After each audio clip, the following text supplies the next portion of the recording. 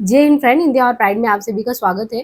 Friends, यहाँ पे देखिए हिंदी साहित्य का इतिहास जो कि रामचंद्र शुक्ल द्वारा रचित हिंदी साहित्य में प्रसिद्ध ग्रंथ है, उससे रिलेटेड जितने भी इम्पोर्टेंट मूल टेक्स्ट में फैक्ट है और साथ ही साथ व्याख्या, उन पे चर्चा कर रहे हैं। और आदिकाल के तहत जो इन्होंने प्रकरण में डिवाइड किया, यानी 4 प्रकरण में डिवीजन करके चीज़ों को समझाया है। तो आज हम जो चर्चा करने वाले हैं वो है प्रकरण 4।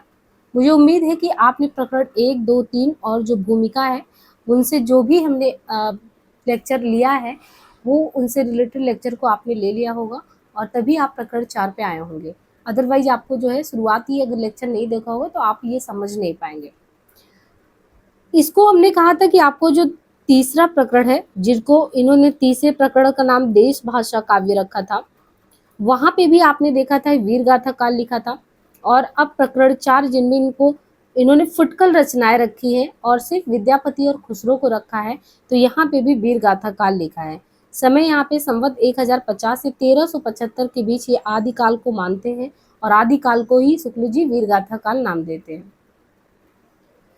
अब आपने देखा प्रकरण 1 से जो यात्रा चली थी, प्रकरण 1 में सामान्य परिचय में इन्होंने आदिकाल में जितनी भी रचनाएं हैं, आदिकाल की जो विशेषता उन सब पे बात की।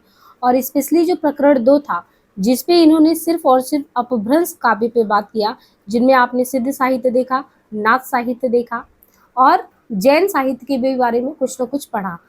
और जो तीसरा आपका प्रकरण है, तीसरे प्रकरण में आपने एक तरफ से देखा कि खुमांड रासो है ना, चंद बरदाई हो गया, या चंद बरदाई के द्वारा पृथ्वीराज रासो हो गया, हमीर रासो हो गया, यानी जितने भी रासो ग्रंथ हैं इसको इन्होंने प्रकरण 3 में जो कि देश भाषा काव्य के तहत बताया।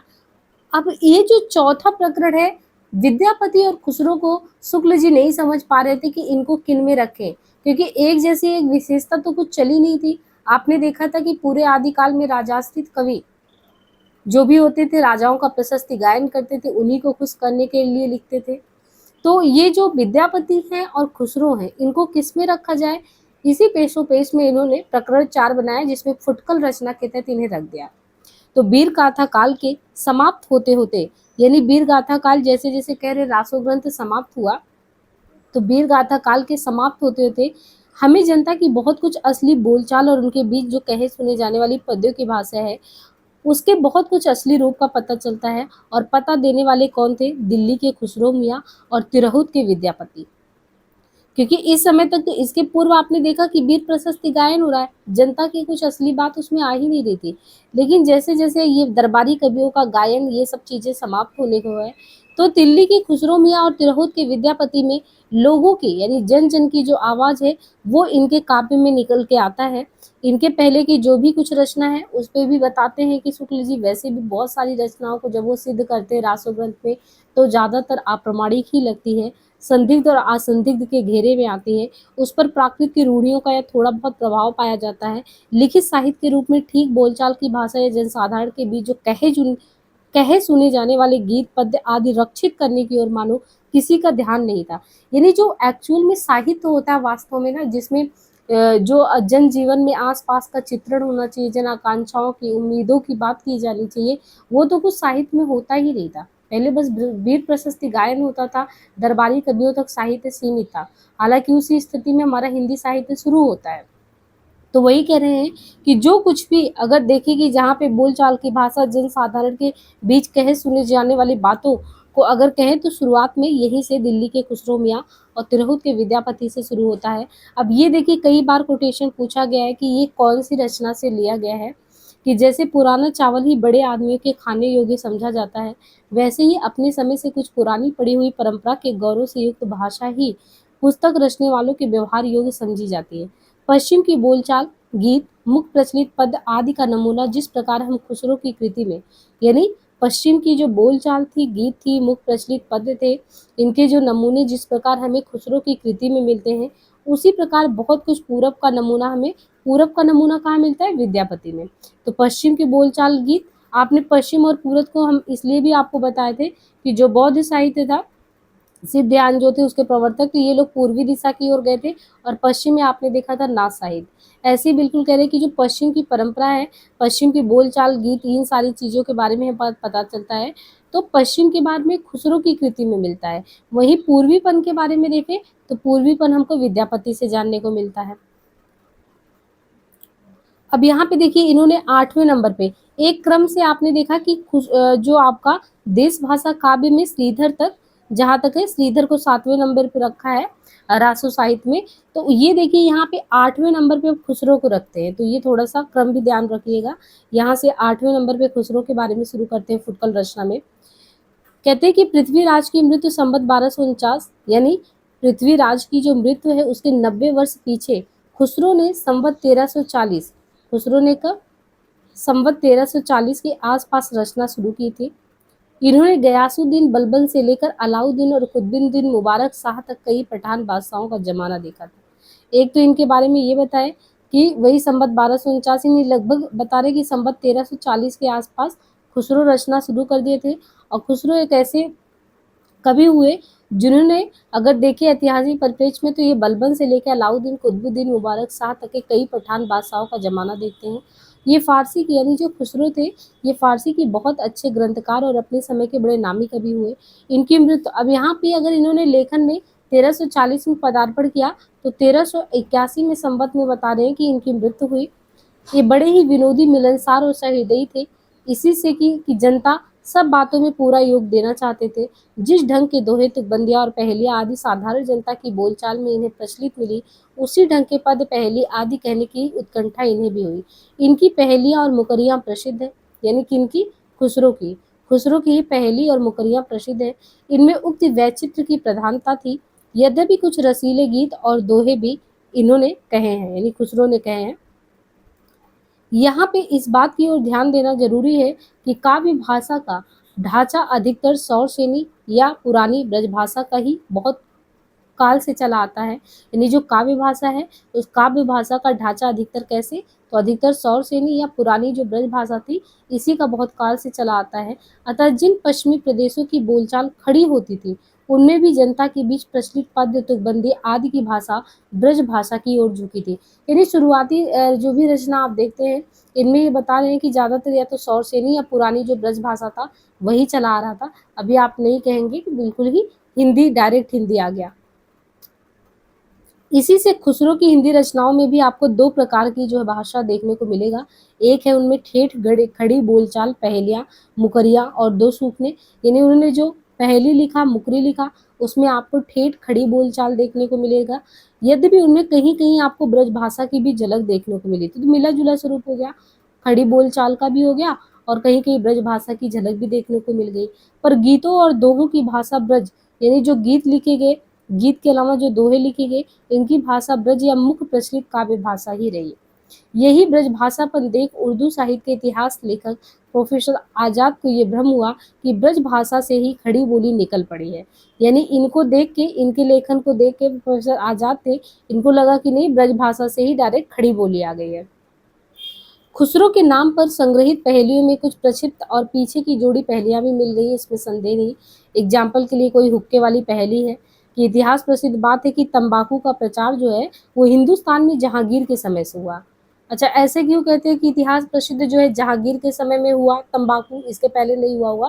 तो कहते हैं कि जो उनकी पहली गोदाम थी वो अंग्रेजों की सूरत वाली कोठी, तो जो सूरत वाली कोठी थी जिससे जिससे तंबाकू का नाम ही सुरती या सुरती पड़ गया, सुरती सुरती पड़ गया। इसी प्रकार भाषा के संबंध में भी संदेह किया जा सकता है कि वो दीर्घ मुख परंपरा के बीच कुछ बदल गई होगी। तो ये थोड़ा बहुत इस तरीके से बताते हैं कि क्या कैसे है। अब खुसरो के बारे में देखें तो खुसरो की वैसे प्राय 200 वर्ष पीछे की लिखी जो कबीर की बानी है उनकी हस्तलिखित प्रति मिली है।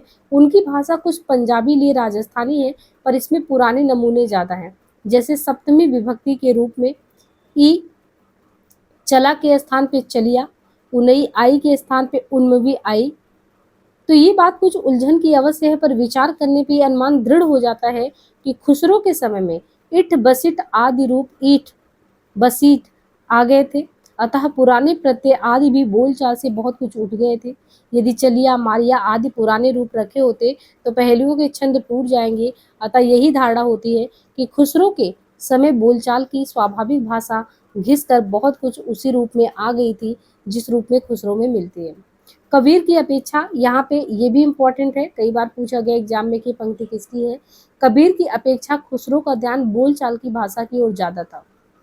यानी कबीर जो थे, अगर खुसरो से उनकी तुलना करें तो कह रहे हैं कि कबीर की अपेक्षा अगर देखें तो जो खुसरो ने रचनाएं की हैं, कबीर की अपेक्षा खुसरो का ध्यान बोलचाल की तरफ ज्यादा था। उसी प्रकार जैसे अंग्रेजों का ध्यान बोलचाल की भाषा की ओर ज्यादा था। खुसरो का लक्ष्य क्या था? जनता का मनोरंजन। पर कबीर क्या थे? कबीर धर्म उपदेशक थे। अतः उनकी बानी पोथियों की भाषा का सहारा कुछ न कुछ खुसरो की अपेक्षा ज्यादा लिए थे। किसकी? खुसरो के बारे में कह रहे हैं कि उनकी बानी पोथियों की भाषा का सहारा कुछ न कुछ खुसरो से ज्यादा ली होती। किसी? क्योंकि कबीर क्या थे? धर्म उपदेशक थे। खुसरो की यहाँ पहेलियां और दोहे गीत दिए गए जिनसे हमें समझना है कि उनका जो भाषा जो था वो कैसा है, खड़ी बोली ब्रज मिश्रित। तो यहाँ पे जैसे एक थाल मोती से भरा, सबके सिर पर औंधा धरा, चारों ओर वह थाली फिरे, मोती उससे एक न गिरे। तो ये देखिए, यहाँ पे आपको बूझना होता है और इस तरीके से क्वेश्चन भी आता है कि इसका अर्थ क्या निकलता है। जैसे दिया, मान लो कि एक थाल मोती से भरा, सबके सिर पर औंधा धरा, चारों ओर वह थाली फिरे, मोती उससे एक ना गिरे। तो ये क्या है? थाल है, मोती से भरा हुआ है और सबके सिर पर औंधा धरा है, मतलब बादल की कल्पना करें तो बादल में कह रहे हैं कि मोतियों से भरा थाल है, सबके सिर पर औंधा धरा है, चारों ओर वो थाली भी फिरता लेकिन एक भी मोती उससे, एक भी जल का जो है मतलब कि वो कण जो है वो पृथ्वी पर नहीं गिरता। आकाश। दूसरा कह रहे हैं कि एक नार ने अचरज किया, सांप मारी पिंजड़े में दिया, जो जो सांप ताल को खाए, सूखे ताल सांप मर जाए। अब एक नार ने अजरज किया और सांप मरी जाए, इस तरीके से अगर आप देखिए दिया बत्ती में, है ना, दिया बाती में, तो वही कह रहे हैं कि एक नार ने अचरज किया, सांप मारी, यानी इस तरीके से सांप मार पिंजड़े में दिया, जो जो सांप ताल को खाए, यानी ताल ये है जिसमें आपका वो है तेल भरा होता है, और सूखे ताल जो होता है सांप मर जाए। तो ये दिया बत्ती के बारे में है, इनको ध्यान दीजिएगा, आता है यहाँ से। कहते हैं कि एक नार दो को ले बैठी, टेढ़ी होके बिल में बैठी, जिसके पैठे उसे सुहाए, खुसरो उसके बल बल जाए। अब यहाँ पे एक नार दो लेको बैठी, पैजामा के बारे में कहते हैं कि पैजामा में जो नारा इस तरीके से पड़ता है। तो एक नार दो को ले बैठी, टेढ़ी होके, यानी टेढ़ा होके, एक बिल है ना नारे में जब रहता है, वो पैजामे में आप डालते हैं तो बिल में ही बैठता है। तो जिसके बैठे उसे सुहाए, खुसरो उसके बल बल जाए, ये पैजामा के बारे में कहा गया है। कहते हैं कि अरथ तो इसका बूझेगा, मुंह देखो तो सूझेगा, यानी शीशे को कि अरथ आप इसका बूझिए और मुंह देखो तो आपको मुंह देखो तो सूझेगा। ऊपर के शब्दों में खड़ी बोली का कितना निखरा हुआ रूप है। अब इनके स्थान पर ब्रज भाषा के रूप देखिए। अभी तो जो खड़ी बोली का कितना कह रहे हैं कि निखरा हुआ रूप है, अब इनके स्थान पे आप ब्रज भाषा के रूप को देखेंगे। तो चूक भई कुछ वासो ऐसी, देश छोड़ भयो परदेशी। वहाँ पे आपने देखा ऊपर की, उसमें कह रहे हैं कि वो तो खड़ी बोली का कितना निखरा हुआ है। अब यहाँ पे ये देखिए, ये ब्रज भाषा में है खुसरो का। चूक भई कुछ वासो ऐसी, देश छोड़ भयो परदेसी। एक नार पिया को भानी, एक नार पिया को भानी, तन वाको सगरा जो पानी। तो ये ब्रज भाषा में इनकी पंक्तियां हैं खुसरो की। चाम मास वाके नहीं नेक, हाड़ हाड़ में वाके छेद, मोही अचंभो आवत ऐसे, वामे जीव बसत है कैसे। अब नीचे के दोहे और गीत बिल्कुल जो है ब्रज भाषा अर्थात मुख्य प्रचलित जो काव्य भाषा है उनमें देखना है। तो ये है जो है काव्य प्रचलित में, उज्जवल बरन अधीन धन, एक चित्त दो ध्यान। यहाँ पे देखिए ये सब पंक्तियां ना खुसरो के पूछे जाते हैं। तो उज्जवल बरन अधीन तन, एक चित्त दो ध्यान, देखत में तो साधु है निपट पाप की खान। खुसरो रैन सुहाग की जाकी पी के संग, तन मेरो मन पियो को, दो भय एक रंग। या गोरी सोए सेज पर मुख पर डारे केश, चल खुसरो घर आपने, रैन भई चौदेश। तो इसको समझने में आपको कठिनाई नहीं होगा, जैसे अपभ्रंश काव्य की पंक्तियों को समझने में क्या पढ़ने में इतनी दिक्कत होती थी, लेकिन आप खुसरो के इन पंक्तियों को पढ़ भी रहे हैं, समझ भी पा रहे होंगे।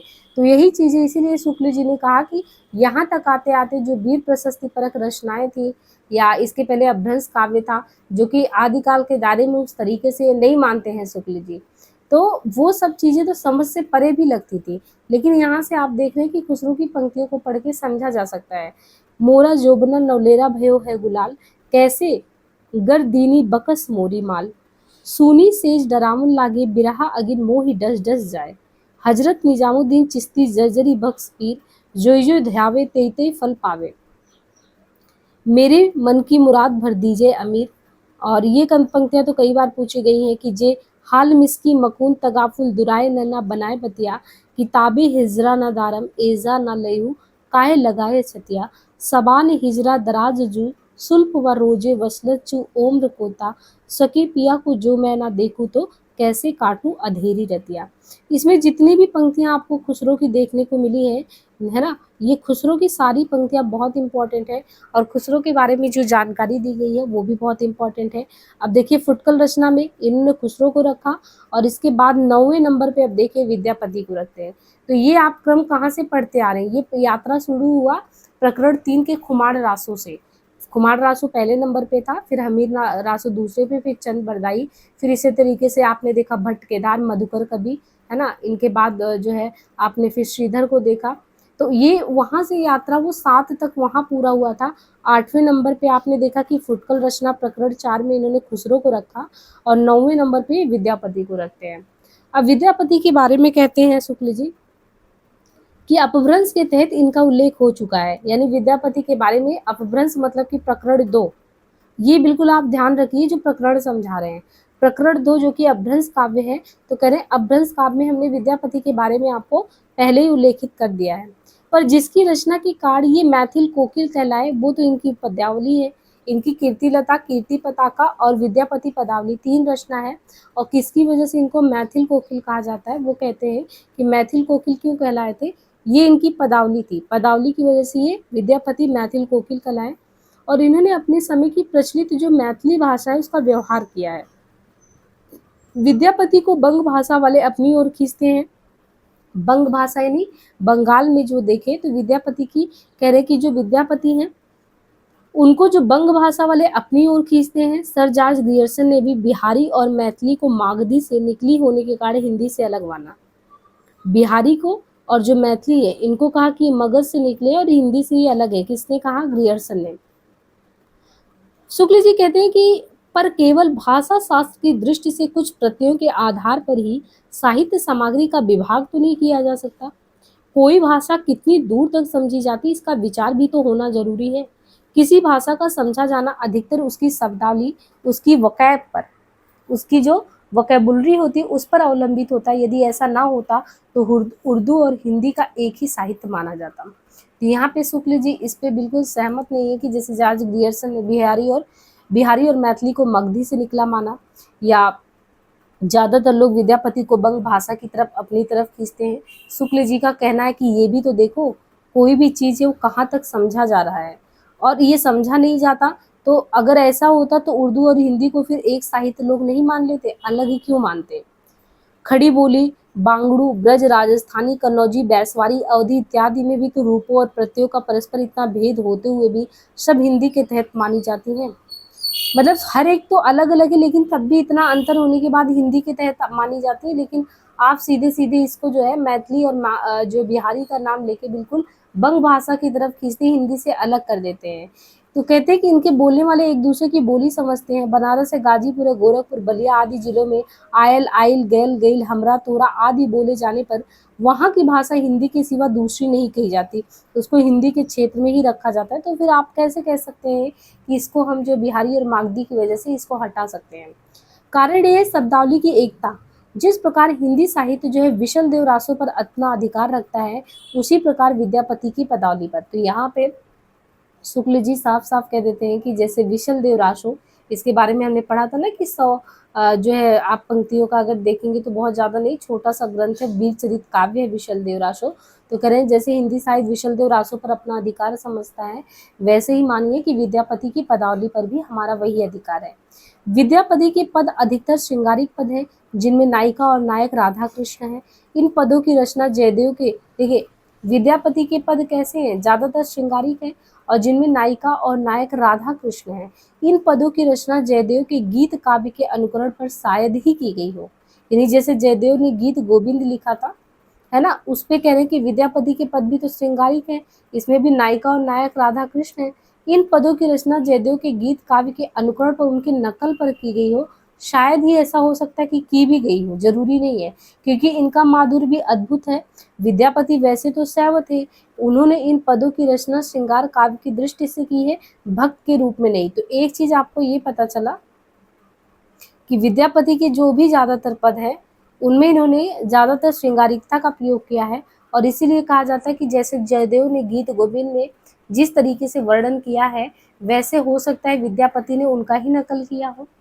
क्योंकि जो विद्यापति ने लिखा है, उन्होंने इन पदों की रचना श्रृंगार काव्य, एक ऐसा काव्य जिसमें श्रृंगारिकता ज़्यादा हो, उसकी दृष्टि से की, ना ही कि भगवान का एक भक्त के रूप में किया, राधा कृष्ण का एक भक्त के रूप में इन्होंने काव्य रचना नहीं किया है। और इसलिए कहते हैं कि विद्यापति को हमको कृष्ण भक्तों की परंपरा में नहीं समझना चाहिए कि विद्यापति भी कृष्ण भक्त के रूप में अपनी रचना करते हैं। और यहाँ पे देखिए, ये तो बहुत ही प्रसिद्ध इनकी जो कह सकते हैं कि मतलब आप कह सकते हैं कि कहावत है। इन्होंने विद्यापति पे ही इस तरीके से वो किया था कि इन्होंने जैसे भक्त के रूप में तो रचना की नहीं और भगवान को किस रूप में देखा, तो कहते हैं कि आध्यात्मिक रंग के चश्मे आजकल बहुत सस्ते हो गए। यानी कोई भी कह देता है कि हम आध्यात्मिक रचना लिख रहे हैं, जबकि जब उस रचना को पढ़ो तो उसमें आध्यात्मिक जैसी कोई चीज़ें होती नहीं है। तो आध्यात्मिक रंग के चश्मे आजकल बहुत सस्ते हो गए, जिन्हें चढ़ाकर जैसे कुछ लोगों ने गीत गोविंद, यानी जैसे जयदेव ने गीत गोविंद के पद लिखे, उनको लोगों ने कहा नहीं ये आध्यात्मिक है, वैसे ही लोग विद्यापति के इन पदों को भी कहते हैं आध्यात्मिक है। सूर आदि कृष्ण भक्तों की श्रृंगारी पदों को भी ऐसे ही लोग आध्यात्मिक व्याख्या चाहते हैं, नहीं बाल लीला के पदों को वो क्या कहेंगे। इस संबंध में ये अच्छी तरह समझ रखना चाहिए कि लीलाओं का कीर्तन कृष्ण भक्ति का एक प्रधान, यानी लीला का, यानी कहीं पे भी लीला दिखाया गया तो लीला का जो कीर्तन होता है वो कृष्ण भक्ति का एक प्रधान अंग है।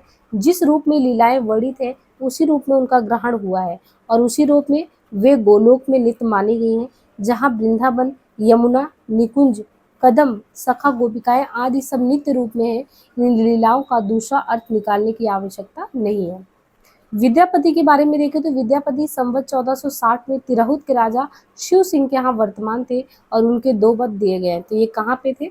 तिरहुत के राजा शिव सिंह के यहाँ। और यहाँ पे दिया है इनकी पंक्ति में, सरस बसंत समय भल पावली दाछिल पवन बही धीरे, सपने और रूप वचन एक भासी मुख से दूरी करु चीरे, तोहर बदन सम जाद होए थी नहीं केव जतन बिहकेला, और कै बेरी कटी, कहते हैं कि कै बेरी कटी बनावल नौके तय तुलित नहीं भेला, लोचन तू कमल नहीं भैसक सा जग के नहीं जाने, से फिर जाए लकेलुन जलमा पंकज निज अपमाने, भन विद्यापति सुन जर जुवत ई सम लक्ष्मी समाने, राजा शिव सिंह रूप नारायण लखिमा देई प्रतिभाने। आगे कहते हैं कि काली काहल पिए साझी रे जैबी मई मारु देश, मोय अभागिल नहीं जानल रे संग जैत वही जोगिन बेश, हृदय बड़े दारुण रे पिया बिनु बिहर न जाए, एक सहन सुखी सूतल रे अचल बलब नि सिभोर, न जानल कत खान तजिगेल रे बिछुरल चकवा जोर, सुनि सेज पिए साले रे पिए बिनु घर मोहे आजी, बिनत करऊ सुशेलन रे मोहि देहि अगहिर साज, विद्यापति कवि गावल रे अवि अवि मिलत मिह तोर, लखिमा देई बर नागर रे राय शिव संग नहीं भोर। तो मोटे हिसाब से देखें तो वीर गाथा काल महाराज हमीर के समय तक ही समझना चाहिए। इसके उपरांत मुसलमानों का साम्राज्य भारत में स्थिर हो गया और हिंदू राजाओं को ना तो आपस में लड़ने का उत्साह उतना रहा, ना मुसलमानों से। जनता की चित्तवृत्ति बदलने लगी और विचारधारा दूसरी ओर चली। मुसलमानों के ना जमने तक तो उन्हें हटकर अपने धर्म की रक्षा की और वीरता से प्रयत्न किया, पर मुसलमानों के जम जाने पर अपने धर्म के उस व्यापक और हृदयग्राह रूप के प्रचार की ओर ध्यान हुआ जो सारी जनता को आकर्षित रखे और धर्म से विचलित न होने दे। इस प्रकार स्थिति के साथ ही साथ भावों तथा विचारों में भी परिवर्तन हो गया, पर इससे यह न समझना चाहिए कि हमीर के पीछे किसी बैर काव्य की रचना हुई ही नहीं। समय समय पर इस प्रकार के अनेक काव्य लिखे गए। हिंदी साहित्य के इतिहास की एक विशेषता यह भी रही है कि एक विशिष्ट काल में किसी रूप की जो काव्य सरिता वेग से प्रवाहित हुई, वह आगे चल के अगर देखें तो आगे चलकर मंद गति से बहने लगी। तो कुल मिला के यहाँ पे शुक्ल जी कहते हैं कि हमने 900 वर्षों की हिंदी साहित्य के इतिहास में हम उसे कभी सर्वथा सूखे हुए नहीं पाते हैं। तो यहाँ पे देखिए, जो शुक्ल जी की रचना है ना, शुक्ल जी का जो आदिकाल है जिसमें 4 प्रकरण हैं, उनके बारे में हमने जो है यहाँ पे डिस्कस कर लिया है। अब हम आपको अपना नोट्स जो है दिखाते हैं कि कैसे हमने आदिकाल के 4 प्रकरणों को संक्षेप में जो है लिखा हुआ है, जिनसे हमको बार बार इनके फैक्ट रिवाइज करने हो तो हम इस तरीके से कर सकते हैं। आप भी वैसे ही बिल्कुल नोट्स अपना प्रिपेयर करिएगा। अब यहाँ से इनका क्योंकि भक्ति काल शुरू हो जाएगा तो हम एक-एक प्रकरण भक्ति काल का भी इसी तरीके से कराएँगे। तो चलिए नोट्स को देखते हैं। तो यहाँ पे देखिए हमने इनको शॉर्ट नोट में अपने समझने के लिए कैसे किया। अब आपने चारों प्रकरण यानी आदिकाल समाप्त कर लिया है, आपको बिल्कुल नोट्स ऐसे प्रिपेयर कर लेना चाहिए। अब मान लीजिए कि हमको ये रिवीजन करना है, चारों प्रकरण को बहुत ही फास्ट रिवीजन करना है। तो मेरी दृष्टि से मुझे लगा कि आचार्य शुक्ल का समय 1884 से 1941 रहा। उन्होंने हिंदी साहित्य का इतिहास लिखा। क्यों लिखा? हिंदी साहित्य के विकास नाम से हिंदी शब्द सागर की भूमिका के लिए जब इनको आमंत्रित किया गया तो इन्होंने 1929 में उसकी भूमिका इतना बड़ा लिख दिया कि एक रचना अलग से छापना पड़ा। और जो बताया गया कि ये जो है काल विभाजन 4 भाग में किया गया है, संपूर्ण काल विभाजन। विधेयवादी पद्धति पे इन्होंने लिखा। विधेयवादी में जाति वातावरण क्षण को ध्यान में रखा जाता है और इनके विधेयवादी पद्धति को ग्रियर्सन भी समर्थन करते हैं। कुल 900 वर्षों का आपने इतिहास देखा, कितने अच्छे से इन्होंने 900 वर्षों के इतिहास को अपने आप में समेटा है। और 1900 से 1911 तक जो ये काशी नागरी प्रचारी की 8 रिपोर्ट में इतिहास लिख के आता है, जिसको मिस्र बंधु विनोद ने भी जो है उसको आधार बनाया है। और रीति काल के लिए शुक्ल जी ने मिस्र बंधु विनोद को जो है आधार बनाया, उसके बारे में उन्होंने कहा था। 1918 में जो इनकी ये जो रचना इन लोगों की आती है मिस्र बंधु विनोद, इसको बड़ा भारी कवि वृत्त संग्रह कहते हैं। अब देखिए ये भी हमने देखा था कि किस आधार पर वीर गाथा काल इन्होंने कहा था। तो 2 चीजें बताई थी कि रचना की प्रचुरता और ग्रंथों की प्रसिद्धि। ग्रंथ कितना प्रसिद्ध है, रचना कितना प्रचुर है, तो वीर गाथा काल के यही 2 नाम के आधार रहे हैं। अपभ्रंश की ओर और देश भाषा में इन्होंने बताया कि साहित्यिक पुस्तकें सिर्फ 4 हैं, विजयपाल, हमीर रासो, कीर्तिलता पताका। यानी कीर्तिलता पताका किसमें आता है? साहित्यिक पुस्तक में। हमीर रासो, विजयपाल रासो। और देश भाषा में कौन सा आता है? तो आपने देखा था कि क्रम से हमने पढ़ा था, देश भाषा में खुमार आता है, विशलदेव आता है, पृथ्वीराज रासो आता है, जय चंद्र प्रकाश आता है, जय मयंक जस चंद्रिका भी आता है। वो तो क्रम से आपने देखा ही था कि किस तरीके से इन्होंने रचनाओं का क्रम भी दिया हुआ है। तो खुमार हो गया, विशलदेव, पृथ्वी, जय मयंक, जय चंद्र प्रकाश, जय मयंक जस चंद्रिका। और परमाल रासो आल्हा का मूल रूप। और 9वें नंबर पे आपने देखिए श्रीधर के बाद श्रीधर 7वें पे थे, इसके बाद खुसरो की पहली और विद्यापति पदावली। तो ये देश भाषा में इतनी रचनाओं को मानते हैं, खुमार, विशल, पृथ्वीराज, जयचंद, जय मयंक, परमाल रासो, खुसरो की पहली और विद्यापति पदावली। अब यहाँ पे इन्होंने ये भी कहा कि विद्यापति पदावली और खुसरो की पहली और विशलदेव रासो, ये 3 ग्रंथ ऐसे हैं जो वीर गाथा काल के आधार नहीं है। कुल मिला के ये 9 को मानते, 3 को नहीं मानते, विद्यापति पदावली को, खुसरो की पहली को। तो विद्यापति पदावली और खुसरो की पहली तो हमने इसी लेक्चर में देखा, जो कि प्रकरण 4 के तहत फुटकल रचना में आता है। और इसके अलावा जो साहित्यिक ग्रंथ में विशलदेव आता है, ये भी वीर गाथा काल का आधार नहीं मानते हैं। आगे देखिए कि रीतिकाल कवियों के बारे में इन्होंने कहा कि परिचयात्मक विवरण हमने मिस्र बंधु विनोद से ही लिया था। फिर ये भी कहते हैं कि इतिहास की पुस्तक अगर लिखने बैठो तो अगर ये सोचो कि हम हिंदी साहित्य का इतिहास लिख रहे हैं और इतिहास की पुस्तक में किसी कवि की आलोचना करनी हो तो इतना स्पेस नहीं रहता है, तो आलोचना कभी भी पूरी नहीं हो सकती। और बाकी ये भी कहते हैं कि किसी कवि की आलोचना लिखनी होगी तो उसके लिए हम स्वतंत्र प्रबंध या पुस्तक के रूप में उसकी व्यवस्था करेंगे। अब जो आधुनिक काल है उसमें इन्होंने जो डिवाइड किया, तो आधुनिक काल को बताते हैं कि आधुनिक काल में गद्य का आविर्भाव यानी गद्यांश जो लिखा जाने लगा आधुनिक काल में, वो सबसे बड़ा क्रांतिकारी यानी सबसे प्रधान साहित्यिक घटना है कि आधुनिक काल में गद्य लिखा जाने लगा। वर्तमान लेखकों पे ये कटाक्ष करते हैं कि जो वर्तमान लेखक और कवि उनके संबंध में कुछ लिखना मतलब अपने सिरे पर एक बला मोल लेना है ना। और फिर हमीर रासो जो बताएं कि हमीर रासो स्रोत प्राकृत पैंगलम से लक्ष्मीधर ने लिखा था, प्राकृत पैंगलम। श्याम सुंदर दास और राम नरेश त्रिपाठी वियोगी हरि, इन तीनों लोगों को कहते हैं कि मतलब जब इन्होंने अपनी जो सामान्य परिचय दे रहे थे, सामान्य परिचय में ही ये चीज़ें बता देते हैं कि हमने जो है रचना अपना जो रचा है उसमें मिस्र बंधु विनोद से रीति काल लिया है। इसी तरीके से जो श्याम सुंदर दास का कोविद रत्नमाला है उसको स्रोत बनाया है, राम नरेश त्रिपाठी का कविता कौमुदी उसको आधार बनाया है, और वियोगी हरि जी का ब्रज माधुरी सारे इसको बनाया है। और केदारनाथ का भी उल्लेख करते हैं कि इनसे भी हमने कुछ लिया है, उनका भी उल्लेख करते हैं। आगे कहते हैं कि साबरमंत और चित्त भाषा काव्य है जो है आए हैं इस किस्म में सारंगधर पद्धति जो है उसमें साबरमंत और चित्त भाषा काव्य का जिक्र किया गया है। जज्जल का उल्लेख हमीर रासों में किया गया है। जज्जल कौन थे? तो ये जज्जल का उल्लेख हमीर रासों में देखने को मिलता है। हेमचंद्र सोमप्रभु मेरुतुंग सारंगधर, ये जैन कवियों के नाम है। तो हेमचंद्र हैं सोम प्रभु, मेरुतुंग, सारंगधर। शुक्ल के अनुसार जैन कवियों का क्रम अगर देखें तो ऐसे ही है कि पहले हेमचंद है, फिर सोम प्रभु है, फिर मेरुतंग है, फिर सारंगधर है। शुक्ल के अनुसार तो ये हो गया। आयुर्ग्रंथ का प्रसिद्ध है, तो आयुर्वेद का ग्रंथ किसका प्रसिद्ध है? सारंगधर का आयुर्वेद का ग्रंथ प्रसिद्ध है। सुभाषित ग्रंथ किसका है? सारंगधर पद्धति का है। ऐसे जो इम्पोर्टेंट है ना उसी को बस आपने नोट कर लेना है, बाकी कहीं पे भी आपको कुछ भी मिले उसको आपने नोट्स में ऐड करते जाना है। शुक्ल ने आदिकाल को 4 प्रकरणों में डिवाइड किया है। संवद में अगर देखें तो प्रकरण 1 जिसको हमने बताया सामान्य परिचय कहते हैं, प्रकरण 2 जो है अभ्रंश काव्य, और तीसरा जो है सिद्धनाथ, मतलब अभ्रंश में ही आप देखते हैं सिद्धनाथ साहित्य आता है और जैन साहित्य भी हो जाता है यहीं तक। और जो प्रकरण 3 है वो देश भाषा काव्य जिनमें रासु साहित्य था, और प्रकरण 4 में हमने देखा फुटकल रचनाएं थी। इसी तरीके से अब हम आगे जो भक्ति काल पढ़ने वाले हैं, हम यहीं पे बताते हैं कि भक्ति काल को इन्होंने कैसे डिवाइड किया है।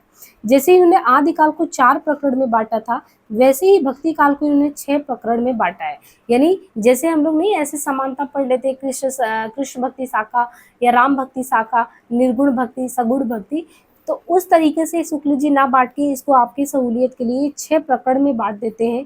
जैसे इसमें 1375 से जो 1700 का समय है इन्होंने उसको भक्ति काल के लिए माना है, और जो 1375 से 1700 के समय में जैसे प्रकरण 1 आपको आदि काल में सामान्य परिचय देखने को मिलता है, इसमें भी बिल्कुल वैसा है। प्रकरण 1 में सामान्य परिचय, पूरे भक्ति काल का सामान्य परिचय प्रकरण 1 में देते हैं। और यहाँ पे आपको यही प्रकरण 2-3 में ध्यान रखना है कि पहले ये निर्गुण पे बात करते हैं, फिर सगुण पे। पहले निर्गुण पे बात करते हैं, हाँ ये ध्यान रखिए कि पहले निर्गुण धारा पे बात करते हैं, और निर्गुण में ही हम लोग 2 चीज़ों को लेके चलते हैं, एक कबीर को लेके चलते हैं और एक सूफी को लेके चलते हैं। यानी एक तरीके से हम क्या कहते हैं कि कबीर का जो निर्गुण धारा है, तो कबीर का एक हो गया, एक जो है सूफी का हो गया, है ना। तो इसमें निर्गुण धारा पहले करते हैं, निर्गुण में सूफी धारा, और फिर सूफी धारा के बाद ये सगुण धारा राम भक्ति पे आते हैं। तो निर्गुण धारा कबीर वाला हो गया, फिर सूफी धारा हो गया। तो ये ध्यान रखिए आपको कौन सी शाखा पहली हो गई। फिर सगुण में पहले रामाश्रयी शाखा है, फिर कृष्ण भक्ति शाखा है। तो राम के बारे में 4थे नंबर पे, कृष्ण के बारे में 5वें नंबर पे, और बिल्कुल फुटकल धारा है। जैसे वहां पे हमने देखा प्रकरण 1 में जो चौथा प्रकरण था फुटकल, जितनी भी रचनाएं आती थी उसको 6 में रख दिया, वैसे ही इन्होंने यहाँ पे भी रख दिया। तो वैसे ही बिल्कुल आप देखिए कि सामान्य परिचय आदिकाल में जैसे पहला प्रकरण था वैसे ही है। बाकी फिर निर्गुण में एक तरफ कबीर के बारे में जिक्र किया, तो कबीर के बारे में निर्गुण धारा पहले ही हो गया, और निर्गुण में ही अगर आप देखिए प्रेमाश्रयी, तो प्रेमाश्रयी ये तो कबीर जो थे वो ज्ञानाश्रयी शाखा से थे, और प्रेमाश्रयी शाखा से जो है सूफी थे। लेकिन दोनों लोग ही कौन सी धारा से थे? निर्गुण निराकार की ब्रह्म की उपासना से। तो पहले कबीर के बारे में बात कर लेते हैं, फिर सूफी कवियों के बारे में बात कर लेते हैं। ऐसे ही जब आप आते हैं वहाँ पे रामाश्रयी शाखा और कृष्णाश्रयी शाखा, यानी जब सगुण भक्ति धारा में हम आते हैं, तो सगुण में पहले ये राम के बारे में बताते हैं, फिर कृष्ण के बारे में बताते हैं। तो इनका चौथा प्रकरण जो है वो राम का हो गया, और यहाँ पे ये हो गया। और इसके बाद छठे में ये फुटकल रचना। अब रीतिकाल में देखिए, रीतिकाल जो 1700 से 1900 के बीच आता है, जिसको उत्तर मध्यकाल कहते हैं, उसमें भी पहले में सामान्य परिचय देते हैं, दूसरे में रीति ग्रंथकारों के नाम देते हैं, और रीतिकाल के अन्य कवियों के प्रकरण 3 में रखते हैं। तो वैसे ही डिवीजन इसमें भी है, बस आपको आधुनिक काल का डिवीजन थोड़ा चेंज लगेगा। शुक्ल जी आधुनिक कालखंड को 4 प्रकरण में डिवाइड करते हैं और 3 उत्थान काल में। यहाँ पे देखिए 4 प्रकरण है, 3 उत्थान काल है। नोट ये कि आधुनिक काव्य का समय 843 से मानते हैं, यहाँ से शुरू हो जाता है। प्रकरण 1, 2, 3, 4। अब देखिए प्रकरण 1 को पुरानी धारा कहते हैं, जैसे और जगह पे प्रकरण 1 को सामान्य परिचय कहते हैं, वैसे ही जब ये शुक्ल जी बात करते हैं आधुनिक काल का, तो उसमें प्रकरण 1 को ये पुरानी धारा कहते हैं। और पुरानी धारा को जब आप संवत में देखते हैं तो इनका 1900 से 1925 है। और जो प्रकरण 2 है, प्रकरण 2 से ये कहते हैं कि ये नई धारा शुरू हो गई, और जब नई धारा शुरू होती है तो नई धारा प्रकरण 2 को ही प्रथम उत्थान कहते हैं, और दूसरे प्रकरण को ये द्वितीय उत्थान कहते हैं। तीसरे यहाँ पे देखिए प्रकरण 1 तो पुरानी धारा हो गया, लेकिन प्रकरण 2 को ये कहते हैं पहला उत्थान काल है, प्रकरण 3 को दूसरा उत्थान काल, प्रकरण 4 को तीसरा उत्थान काल कहते हैं। और फिर ये 1925 से 50, 50 से 75 और वर्तमान से जो है ये चीजें चल रही हैं, ये प्रकरण 4 हो गया। 3 उत्थान काल, तो 3 उत्थान काल हम लोगों ने देख ही लिया। अब इसको भी इन्होंने आगे डिवाइड किया, आधुनिक गद्य खंड। तो गद्य का कब से कब रहा है, तो 1900 से 1980 में आधुनिक गद्य खंड में सबसे पहले ये आधुनिक काल में जो पूर्व गद्य की अवस्था थी उसके बारे में बात करते हैं। इसके बाद प्रकरण 1 में सामान्य परिचय, गद्य का कैसे-कैसे विकास हुआ सामान्य परिचय में ये बताते हैं।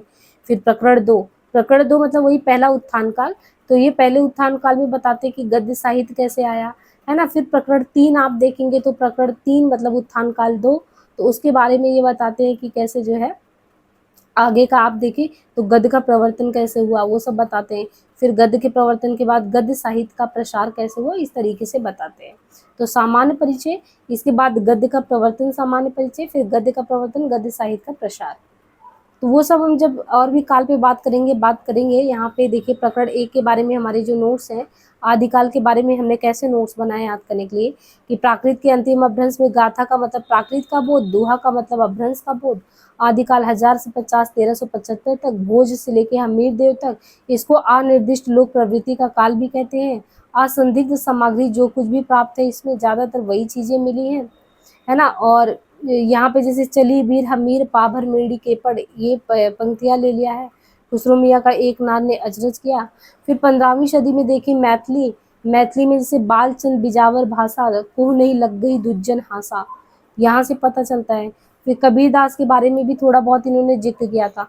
तो आपने पहले देखा था कि पहले जो सामान्य परिचय था उसमें थोड़ा थोड़ा परिचय इन्होंने सबका दे दिया था, क्योंकि विद्यापति का भी दे दिया था कि देसी भाषा बोलचाल की इनकी है, अपभ्रंश इनकी देसी भाषा मिला हुआ स्वरूप है।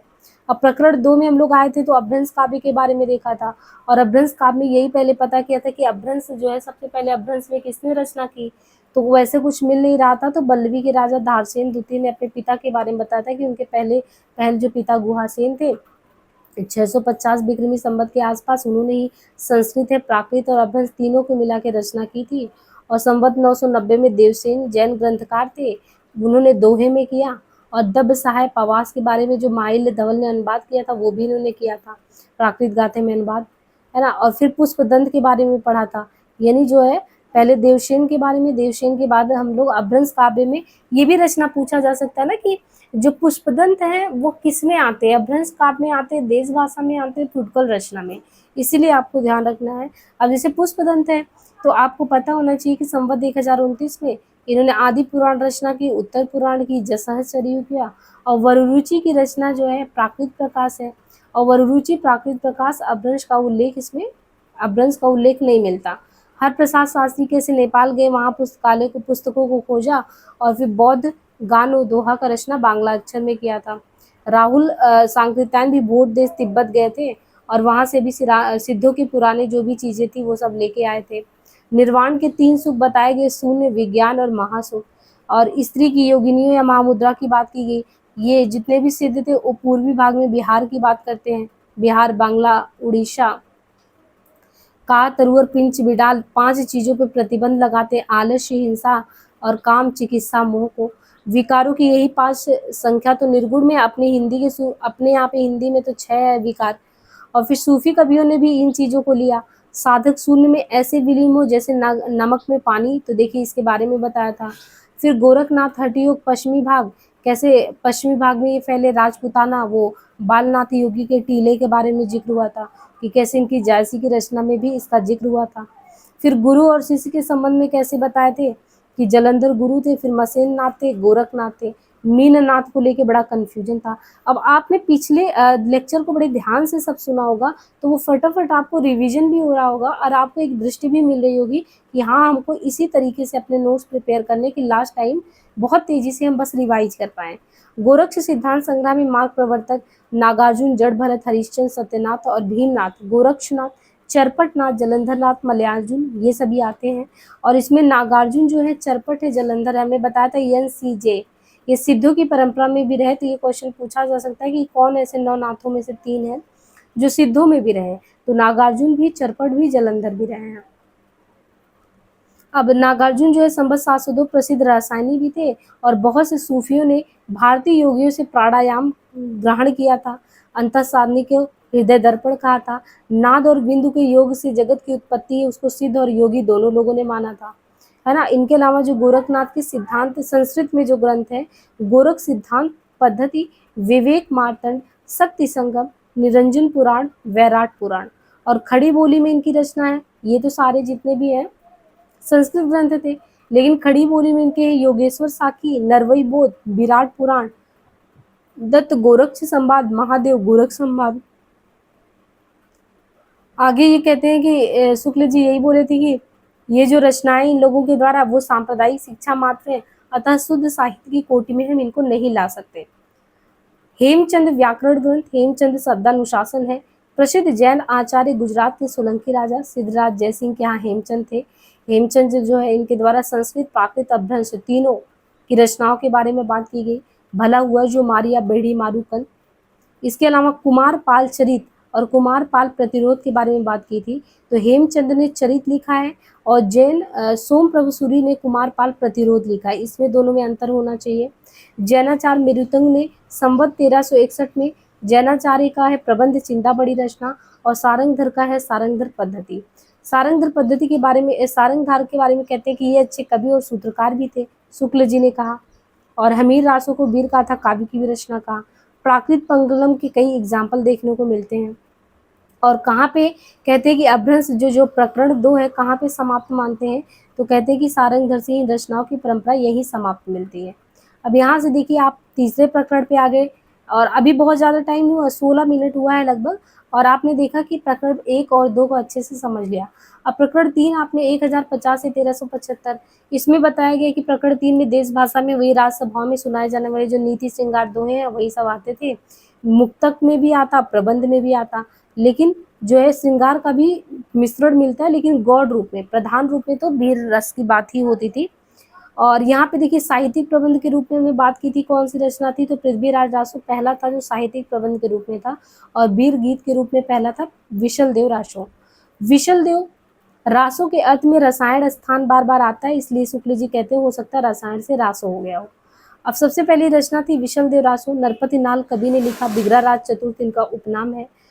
100 पृष्ठों का छोटा सा ग्रंथ है ये, और इसमें आपने देखा कि 1272 को इन्होंने कहा, लेकिन हमने बताया था आपको कि 1272 को आपको 1212 समझना है। विशल देव रासो में कितने खंड है? 4 खंड है। और ये काव्य में लगभग कितने कवियों का जिक्र है? तो 2000 चरणों में इन कवियों का जिक्र है। खंड 1 में हमने बताया था कि मालवा की जो भोज परमार की पुत्री राजमती है वो उनका विवाह विशल देव से होता है। दूसरे में विशल देव रूठ के उड़ीसा चले जाते हैं। तीसरे में जो है वो आते हैं वापस, राजमती का विरह वर्णन होता है ना, उड़ीसा से वो लौटते हैं, इनका विरह वर्णन होता है। चौथे में इनको घर ले जाते हैं, और इनके बारे में ये कहा जाता है कि घटनात्मक काव्य नहीं है, वर्णनात्मक है। घटना तो विवाह का ही हुआ था और उनके उड़ीसा जाने को हुआ था, बस यही 2 थे। अब साहित्यिक नहीं है, कहते हैं कि रचना जो है विशल देव रासो साहित्यिक नहीं, वो राजस्थानी है। डिंगल और पिंगल का मतलब अपभ्रंश में अगर राजस्थानी मिला दिया तो वो डिंगल हो गया, प्रादेशिक ब्रज यानी ब्रज को मिक्स कर दिया तो वो पिंगल हो गया, और पिंगल में हमें ज़्यादा रचनाएं देखने को मिलती हैं। इसके बाद चंद्रवरदाई का जिक्र है। चंद्रवरदाई 1225 से 1249 हिंदी के पहले महाकवि, पृथ्वीराज रासो है ना, 2500 पृष्ठों का इनका ग्रंथ और 69 समय या सर्ग में विभाजित है। और चंद्रवरदाई के बारे में हमने तीसरे लेक्चर में जो है मतलब प्रकरण 3 में बहुत ही विस्तार से चर्चा की है कि जाली ग्रंथ है कि नहीं है, कौन इनके पक्ष में आते हैं, कौन विपक्ष में आते हैं। वैसे तो चंद्रवरदाई के द्वारा जो पृथ्वीराज रासो उसमें सारे छंदों का प्रयोग किया गया है, लेकिन कवित्त छप्पे जो है मुख्य रूप से रहा। कवित्त छप्पे दोहा, तोमर, त्रोटक, गाहा, आर्या। चंद के पुत्र के नाम जल्हड़ के बारे में बात किया गया है। वैसे तो इनके 4 पुत्रों का जिक्र किया गया है, लेकिन जो है जल्हड़ को इनको दे के गए थे, इसके बारे में बात की गई है। और गौरी शंकर ओझा रासो की घटनाओं को भाटों की कल्पना कहते हैं। तो कौन कहते हैं? गौरी शंकर ओझा क्या कहते हैं कि जो रासो की घटना है वो क्या है, भाटों ने जैसी कल्पना की है बस वही कल्पना है। पृथ्वीराज विजय उसी के समकालीन कह रहे थे कि जयानक कवि ने लिखा। और शुक्ल के अनुसार जो ये पूरा ग्रंथ वास्तव में जाली है। भाषा की कसौटी पर यदि ग्रंथ को कसे तो और भी निराशा हाथ लगती है, क्योंकि वो बिल्कुल बेठिकाने से लगती है। अब पृथ्वीराज रासो के बारे में देखें तो बताया गया कि 4 संस्करण इसके हैं। 4 संस्करण में जो पृथ्वीराज रासो का सबसे बड़ा प्रथम संस्करण है उसमें कितने छंद है? तो 6306 छंद है। और जो दूसरा अगर देखें तो द्वितीय कौन सा है, तो उसमें 7000 छंद है। तो पहले में 6306 और द्वितीय में 7000 छंद। तृतीय में अगर देखें तो 3500 छंद और चतुर्थ में 1300 छंद है। पद्मावती समय के नमूने की बात की है कि हिंदुआन थान उत्तम संदेश था उदित दुख सदेश। इसके बाद भट्ट केदार की बात करें तो मधुकर कवि भट्ट केदार संवत इनका वही बताया 1224 से 1243। जय चंद्र प्रकाश भट्ट केदार कवि का है और जय मयंक जस चंद्रिका मधुकर कवि का। ये दोनों रचनाओं को ध्यान रखना है कि जय चंद्र प्रकाश भट्ट केदार का है, जय मयंक जस चंद्रिका मधुकर कवि का है। और उल्लेख सिंघायस दयालकृत जो राठौड़ की व्याख्या करके है उसी में इनके बारे में मिलता है। जगनिक संवत 1230 कालिंजर के राजा परमार के यहाँ जगनिक नाम के भाट थे।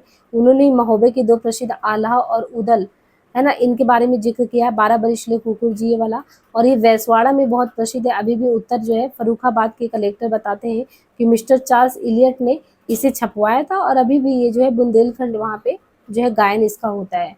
अब हम चौथे प्रकरण की बात करें तो चौथा प्रकरण क्या था, फुटकल रचना का, जिनका समय 1050 से 1375 था। देखिए श्रीधर को तो हमने तीसरे में ही बात कर लिया था, तो यहाँ पे श्रीधर को नहीं रखेंगे। फुटकल रचना में सिर्फ खुसरो है और विद्यापति हैं। खुसरो के बारे में कि पृथ्वीराज की इन्होंने गयासुद्दीन बलबल से लेकर अलाउद्दीन कुतुबुद्दीन मुबारक शाह तक कई पठानों का जमाना देखा था। और फारसी के बहुत अच्छे ग्रंथकार किनको कहा जाता है, अपने समय के नामी कवि खुसरो थे। इनके अलावा इनकी पहेलियाँ और मुकरियाँ प्रसिद्ध हैं। इनमें उक्ति वैचित्र की प्रधानता थी। किसमें? खुसरो में उक्ति वैचित्र की प्रधानता थी। यद्यपि कुछ रसीले गीत और दोहे भी इन्होंने कहा है। कबीर की अपेक्षा ज्यादातर खुसरो का ध्यान बोलचाल की भाषा पे था। खुसरो का लक्ष्य जनता का मनोरंजन था। कबीर जो थे धर्म उपदेशक थे, अतः उनकी बानी पोथियों की बानी थी। अब विद्यापति पे आए तो मैथिल कोकिल जो है पदावली, जिस प्रकार हिंदी साहित्य विसल देवरासों पर अपना अधिकार रखता है उसी प्रकार विद्यापति की पदावली पर भी। ग्रियर्सन ने ही बिहारी और मैथिली को मागधी से निकली होने के कारण अलग माना था। विद्यापति के पद जो है ज्यादातर श्रृंगारिक पद हैं, जिनमें नायिका और नायक का वर्णन है। विद्यापति कैसे थे तो शैव थे। इन्होंने इन पदों की रचना श्रृंगार काव्य की दृष्टि से की है, ना कि भक्त के रूप में।